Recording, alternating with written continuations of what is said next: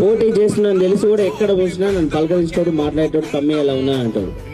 నన్ను అనేక ఇబ్బందులకు గురి చేసి మూడేసి అక్కడికి వచ్చిన తల్లిదండ్రులు ఉన్నారు లైట్ తీసేపించి, ఎందుకంటే వాళ్ళ ఓట్లు లేవు, ఓట్లు లేవు.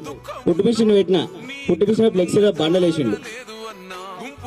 ఒక షాప్ విషయంలో నన్ను అమ్మని కంచె నన్ను తిట్టిండు, నన్ను తమ్ముడు గణేష్ని తిట్టిండు. గణేష్ అంటే రోడ్డు మీద ఎస్సీని రోడ్డు మీద ఈడ్చి కొట్టిళ్ళు, వాని మీద కేసు వేసిండు. వాడిని పట్టుకొని నేను ఒక్కడిని తిరిగిన, ఎవ్వరు తిరగలే.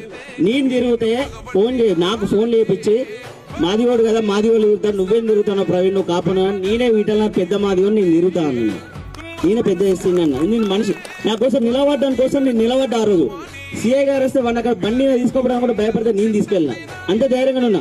నన్ను కొట్టడానికి కట్టెలు పట్టుకోవడం 10 మంది అక్కడికి వచ్చి అక్కడనే నిలబడ్డా. వదిన వాళ్ళ షాప్ ఉందట, ఆ వీడియో కూడా నాకు కదా, ఇంకా ప్రూఫ్ నాకు కదా. ఇండి తట్టుకొని నిలబడ్డా.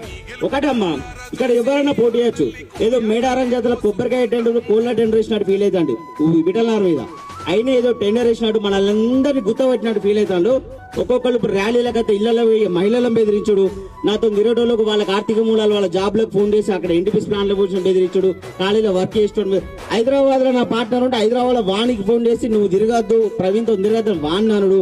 హైదరాబాద్ కి హాస్పిటల్లో పనిచేసేవాళ్ళు ఇబ్బంది పడితే వాళ్ళకి ఫోన్ చేసి బెదిరిస్తారు. చివరికి నైట్ అన్నది మల్లేష్ అన్నది, పాప మల్లేష్ అన్న ఏం చేయలేదు, ఒకసారి రావే అంటే వచ్చింది, ఆయన జాబ్ కూడా తీసేసి. ఇంత దారుణంగా జరుగుతుందమ్మా అన్యాయం అనేది. మహిళలను కూడా ఇళ్లకు వచ్చి బెదిరిస్తాళ్ళు, ఓటర్లను